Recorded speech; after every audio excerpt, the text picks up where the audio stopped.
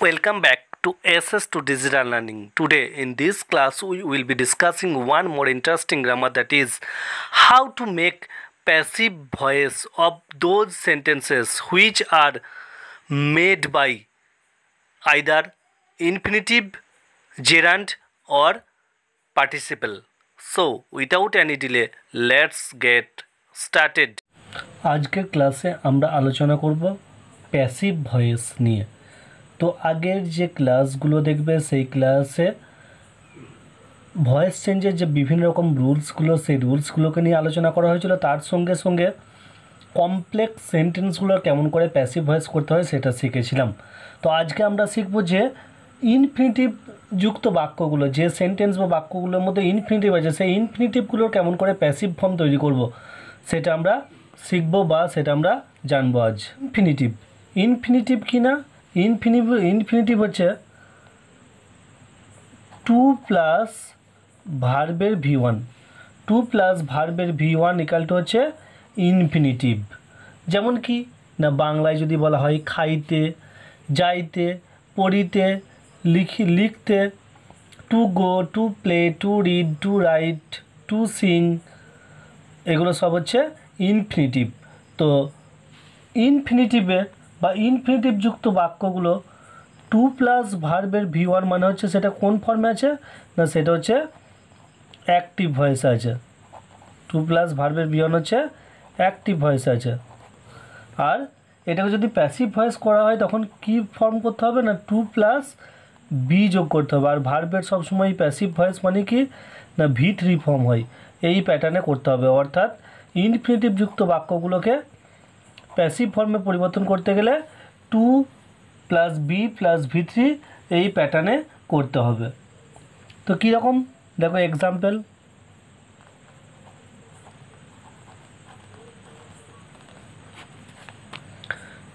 দেখো, দেয়ার are two apples to it, there are two apples to ইট দিয়ে এই যে এই সেন্টেন্সে দেখো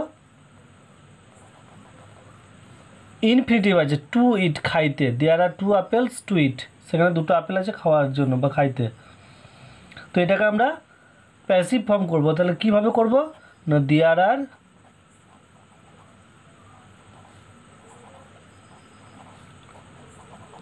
two apples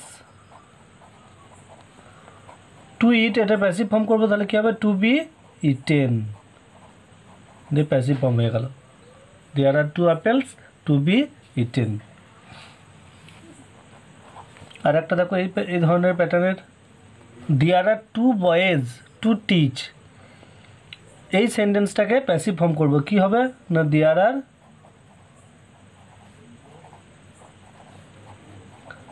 two boys to be taught, teach, taught, taught, মানে থার্ড ফর্ম। তো এটা মিনিংটা দেখো, দেয়ার are two boys to teach মানে সেখানে দুটো ছেলে আছে শিক্ষা দেওয়ার জন্য, there are two boys to be taught মানে সেখানে দুটো ছেলে আছে শিক্ষা দেওয়া হবে যে কারো দ্বারা।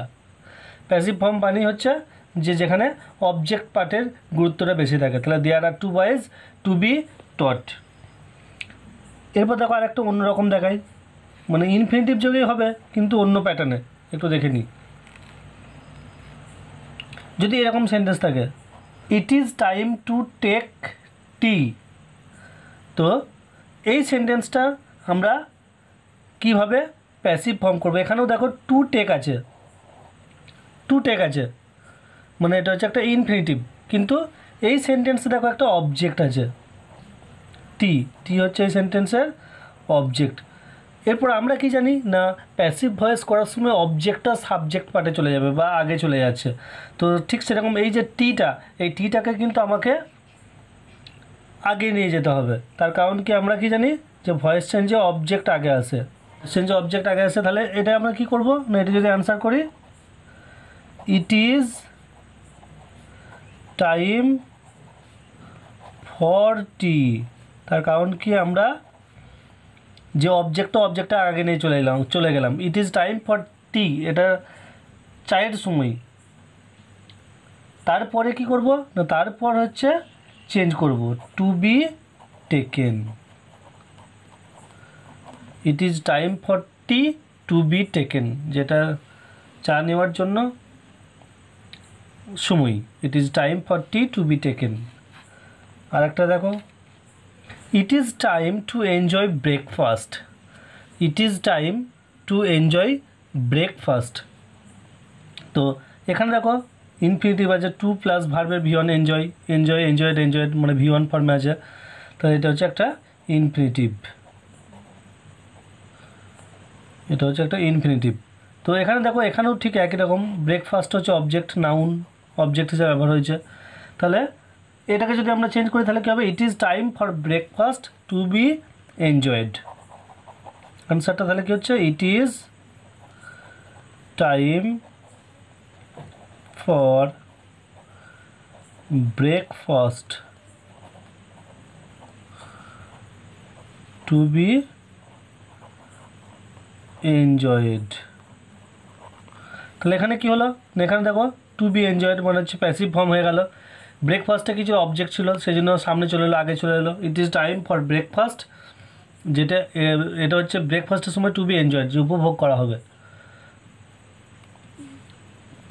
বেশ, আর এক ধরনের দেখি ইনফিনিটিভ যোগে, কিন্তু এই ধরনের যদি সেন্টেন্স থাকে তখন আমরা কি করব।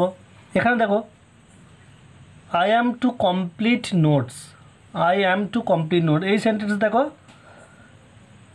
মেন ভাব হিসাবে কি আছে না, লিঙ্কিং ভাব আছে, অ্যাম ইজ আর।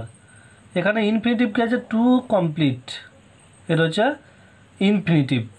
আর নোটসটা কি, নোটসটা হচ্ছে অবজেক্ট। তাহলে অবজেক্টকে আমাকে আগে নিয়ে যেতে হবে। কে কাজটা করছে, I am to complete notes. আইটা কি, আইটা হচ্ছে সাবজেক্ট, তাই তো, I subject, am is are linking ভাব আছে, টু কমপ্লিট অর্থাৎ ইনফিনিটিভ যোগ আছে, তার মানে আমরা প্যাসিভ ফর্ম কার করবো, ইনফিনিটিভটা করবো। তার নোটসটা হচ্ছে অবজেক্ট, তাহলে নোটসকে আগে নিয়ে যেতে হবে। তাহলে আনসারটা কী হবে, নোটস আর, নোটস মানে প্লুরাল ফর্ম সেই জন্য আর ইউজ করলাম, নোটস আর, তারপর ইনফিনিটিভের প্যাসিভ ফর্ম করছি টু কমপ্লিট, তাহলে কী হবে, টু বি কমপ্লিটেড। তার কারণ কি আমরা জানি, ইনফিনিটিভের প্যাসিভ ফর্ম করলে টু প্লাস বি প্লাস ভার্বের ভি থ্রি কমপ্লিটেড। তারপর কি আছে, আমার দ্বারা হচ্ছে আই আছে সেই জন্য বাই মি মানে অবজেক্টে চলে গেল। ওকে, বোঝা গেল। আর একটা এই ধরনের দেখি, I was to complete letters. এই সেন্টেন্সে দেখো আই কি, subject, linking verb was were, main ভার্বে কাজ করেছে। এরপর এখানেও দেখো ইনফিনিটিভ আছে, টু কমপ্লিট, এটা হচ্ছে টু প্লাস ভার্বে ভি ওয়ান কমপ্লিট, কমপ্লিট হচ্ছে একটা ভার্ব, এটা হচ্ছে একটা ইনফিনিটিভ, আর লেটার্স অবজেক্ট। তো প্যাসিভ ফর্ম করব, তাহলে কী হবে, অবজেক্ট আগে চলে যাবে, তাহলে কী হবে আনসারটা, letters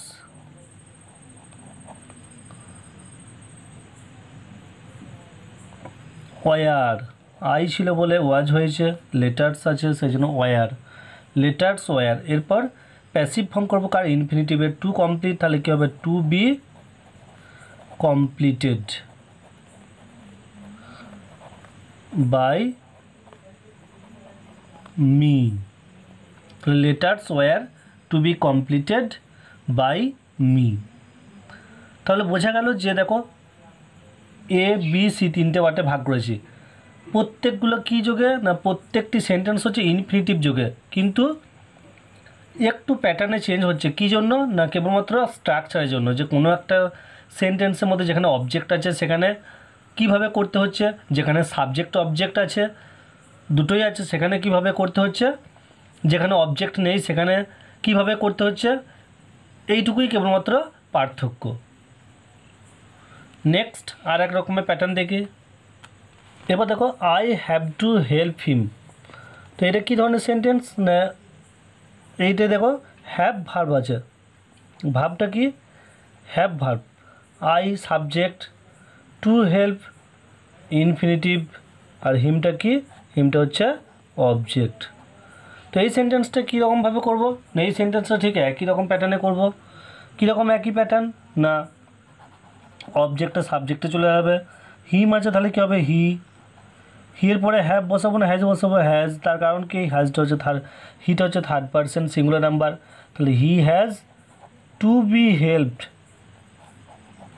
to help, to be helped, to help to plus ভার্বের V1, the infinitive to be helped হয়ে যাবে প্যাসিভ ফর্ম করলে, to be helped by me, he has to be helped by me. এই ধরনের আরেকটা এক্সাম্পল দেখি, he has to give me. তো এই সেন্টেন্সটা দেখো একই রকম, হিটা কি সাবজেক্ট, হ্যাজটা কি না verb, have verb, to give infinitive, আর মিটা হচ্ছে অবজেক্ট। তাহলে কি হবে না প্যাসিভ ফর্মে নিয়ম অনুযায়ী অবজেক্ট সাবজেক্টে চলে গেলো আই, আইয়ের পরে কী বসাবো have, I have to be given by, এটা কী হবে হিম, তাহলে কী হবে I have to be given by him. এরপর আরেক রকমের প্যাটার্ন দেখো, he needs to complete his homework. তো এই সেন্টেন্স দেখো হিটা কি, হিটা হচ্ছে সাবজেক্ট, নিডসটা কি প্রেজেন্ট ইনডিফিনিট টেন্স আছে, টু কমপ্লিট ইনফিনিটিভ, আর হিজ হোমওয়ার্ক হচ্ছে অবজেক্ট। এরপর প্যাসিভ ফর্মের নিয়ম অনুযায়ী কী আমরা জানি না, প্যাসিভ ফর্মের নিয়ম অনুযায়ী অবজেক্টটা সাবজেক্টে চলে আসে, তাহলে কী হবে হিজ হোমওয়ার্ক, হিজ হোমওয়ার্ক,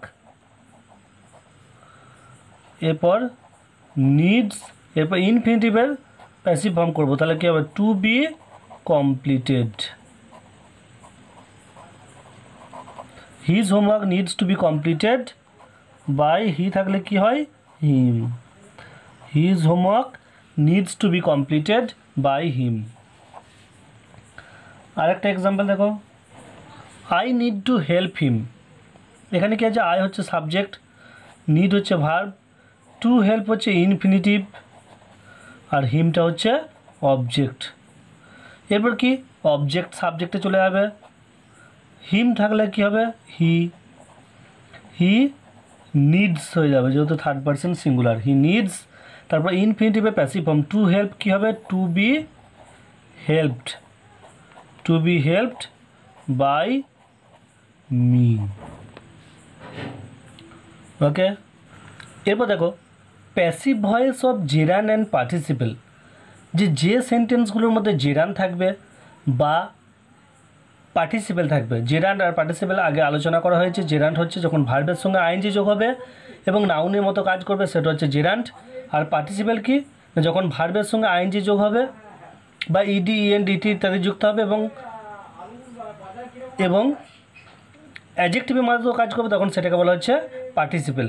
তো যে সেন্টেন্সগুলো জেরান্ড এবং পার্টিসিপেল থাকবে সেই সেন্টেন্সগুলোর প্যাসিভ ভয়েস কেমন করে করব সেটা আমরা শিখব।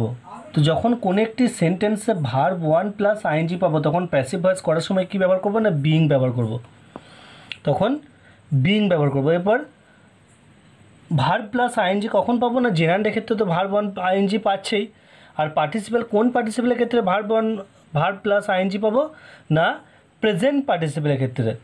তাহলে যদি কোনো সেন্টেন্সের মধ্যে প্রেজেন্ট পার্টিসিপেল পাই বা জেরান্ড পাই তখন সেই সেন্টেন্সের প্যাসিভ ভয়েস করার সময় কী করব না বিইং ব্যবহার করতে হবে। তো কীরকম না এক্সাম্পল দিই তাহলে বুঝতে পারবে। দেখো হি লাইকস ডান্সিং, তো এখানে দেখো সাবজেক্টকে subject he, likes simple present tense আছে ভার্ব, আর ডান্সিংটা কি ভার্ব ওয়ান প্লাস আইএনজিতে আছে, কী হিসাবে কাজ করছে অবজেক্ট হিসাবে, কিন্তু এটা কি না এটা হচ্ছে একটা জেরান্ট। জেরান্ট মানে কি না জেরান্ট কিসের মতো কাজ করে নাউনের মতো কাজ করে। একটা সেন্টেন্সে নাউনের কাজ কি না হয় সাবজেক্ট হিসাবে ব্যবহার হয় নয় অবজেক্ট হিসাবে। এখানে ডান্সিংটা কী হিসাবে ব্যবহার হয়েছে অবজেক্ট হিসাবে, ডান্সিংটা কি জেরান্ট, তাহলে জেরান্ট অবজেক্ট হিসাবে ব্যবহার হয়েছে নাউনের মতো কাজ করছে। তাহলে হি লাইকস ডান্সিং এটাকে আমরা প্যাসিভ ফর্ম করব। তো প্যাসিভ ফর্ম করলে কি বললাম না বিইং ব্যবহার করতে হবে। তো কোথায় বিইংটা ব্যবহার করব না প্রথমে সাবজেক্ট ইউজ করব, তারপর বাক্যের যে ভার্ব সেই ভার্বটাকে বসালাম হি লাইকস বিইং, এরপরে বিইং ব্যবহার করব হি লাইকস বিইং। তারপর কি না আমরা কি জানি যে প্যাসিভ ফর্মে সবসময় ভার্বের V3 ফর্ম ব্যবহার করা হয়, সেই জন্য ডান্স এর মেন ভাবটা কি ড্যান্সিংয়ের, ডান্স, সেই জন্য ডান্সড হয়ে গেল। হি লাইকস বিইং ডান্সড, অর্থাৎ V3 ফর্মের আগে বিইংটা, বিইং প্লাস V3। তাহলে প্যাটার্নটা কী হলো না বিইং প্লাস V3, অর্থাৎ যে সেন্টেন্সগুলো জেরান্ড এবং পার্টিসিপেল যোগে থাকবে সেই সেন্টেন্সগুলোর প্যাসিভ ফর্ম করার সময় বিইং প্লাস V3 ব্যবহার করতে হবে। আরেকটা এক্সাম্পল দেখো, হি এনজয়েজ সুইমিং। তো এই সেন্টেন্সের সাবজেক্টকে হি, ভার্ব কি এনজয়েজ সিম্পল প্রেজেন্ট টেন্স আছে, সুইমিং সুইম আর তার সঙ্গে আইএনজি যোগ হয়েছে, কী হিসাবে কাজ করছে অবজেক্টে, অর্থাৎ নাউনের মতো কাজ করছে, তাহলে এটা হচ্ছে একটা জেরান্ড। তাহলে এটা যদি প্যাসিভ ফর্ম করি কী হবে না সাবজেক্ট বসে গেল হি এনজয়েজ, যেহেতু জেরান্ড আছে তাহলে এই প্যাটার্ন হবে হি এনজয়েজ বিইং। আর V3 সুইমের V3 ফর্ম কি সুইম সোয়াম সোয়াম, SWUM, হি এনজয়েজ বিইং সোয়াম। এরপর যদি সেন্টেন্সের মধ্যে পারফেক্ট পার্টিসিপেল থাকে সেই সেন্টেন্সগুলোর কী করে প্যাসিভ ফর্ম করব, সেই সেন্টেন্সগুলোর কী করে প্যাসিভ ফর্ম করব। পারফেক্ট পার্টিসিপেল মানে কি না পারফেক্ট পার্টিসিপেল মানে হচ্ছে having plus V3, having plus V3। আর প্যাসিভ ফর্ম করলে কী হবে, প্যাসিভ ভয়েসের ক্ষেত্রে রুলসটা কি, প্যাসিভ ভয়েসের ক্ষেত্রে having plus been plus V3। তাহলে পারফেক্ট পার্টিসিপেলের ফর্মুলাটা কি হ্যাভিং প্লাস V3। আর যখনই প্যাসিভ ভয়েস হবে তখন কী হবে না প্যাসিভ ভয়েস করলে having plus been plus V3, অর্থাৎ বিন ইউজ করা হয় প্যাসিভ ফর্মে। এটা তো এক্সাম্পল দেখো, হ্যাভিং টেকেন ফুড হি টুক রেস্ট। তো এই সেন্টেন্সে দেখো অবজেক্টকে না অবজেক্ট হচ্ছে ফুড, তাহলে ফুডকে আমাকে আগে নিয়ে যেতে হবে। হ্যাভিং টেকেন মানে কোন টেন্স আছে কোন ফর্মে আছে perfect participle having taken.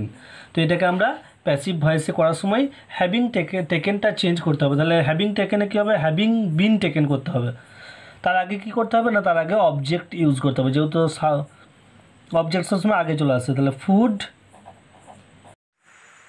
Having been taken, having been perfect participle আছে সেটার আমরা প্যাসিভ ফর্ম করছি, সেজন্য হ্যাভিং এর পরে বিন ব্যবহার করলাম, হ্যাভিং বিন টেকেন। তাহলে ফুড হ্যাভিং বিন টেকেন, তারপর যেটা আছে সেটা লিখে দিচ্ছি হি টুক রেস্ট, ফুল স্টপ। এরপর আর একটা এক্সাম্পল দেখি, having operated the patient comma the doctor heaved a sigh of relief, full stop. তাহলে হ্যাভিং অপারেটেড দ্য পেশেন্ট এই পার্টটাকে আমরা প্যাসিভ ফর্ম করব। দ্য পেশেন্ট দেখো অবজেক্ট আছে সেটাকে সাবজেক্টে নিয়ে আসতে হবে। তারপর কি হ্যাভিং অপারেটেড পারফেক্ট পার্টিসিপেল আছে তাহলে হ্যাভিং বিন অপারেটেড করতে হবে। তাহলে অবজেক্ট প্রথমে এলো দ্য পেশেন্ট, তারপর having been operated, the patient having been operated comma the doctor heaved a sigh of relief. আশা করছি আজকের টপিকটা প্রত্যেকের ক্লিয়ার হয়েছে। Thank you.